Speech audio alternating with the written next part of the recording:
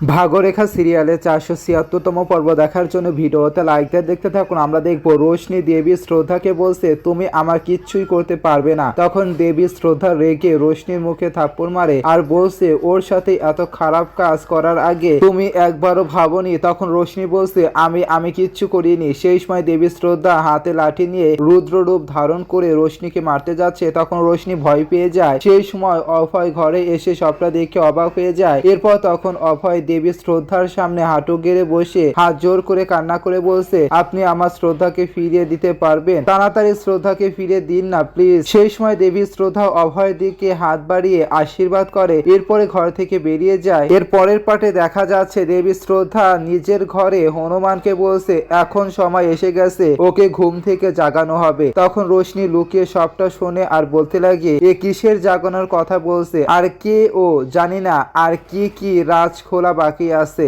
এই বলে চলে যায়। এদিকে দেবী শ্রদ্ধা হাতে বাটি নিয়ে জড়িবুটি ঔষধ মাখানো কিছু নিয়ে যাচ্ছে। তখন রোশনি দেখে বলছে এমন কি রাজ যে কাউকে না বলে বাড়ি থেকে বেরিয়ে যাচ্ছে আর বাটিতে করে এসব কি নিয়ে যাচ্ছে, আমাকে নিজের চোখে সবটা দেখতে হবে। এদিকে দেবী শ্রদ্ধা মন্দিরে ঘুমন্তর শ্রদ্ধার কাছে আসে। সেই সময় রোশনিও মন্দিরে এসে লুকিয়ে সবটা দেখে আর চোখে আলো পড়ছে। তখন রোশনি অসুস্থ ঘুমন্ত শ্রদ্ধাকে দেখে চমকে ওঠে আর বলছে শ্রদ্ধা, তাও এই অবস্থায় কাল তো আমাকে মারলো লাঠি দিয়ে, আর একটু আগেও তো ভালোই দেখলাম, কিন্তু ওর সাথে কে দাঁড়িয়ে আছে ওখানে দেখাও যাচ্ছে না। এদিকে দেবী শ্রদ্ধা নিজের হাতে শ্রদ্ধার মাথায় প্রলেপ লাগিয়ে দেয় আর বলছে শ্রদ্ধা এখন তোমার জেগে ওঠার সময় হয়ে গেছে। তখনই শ্রদ্ধার জ্ঞান ফিরে আসে। তো বন্ধুরা কেমন লাগলো কমেন্টে কিন্তু জানিয়ে দেবেন।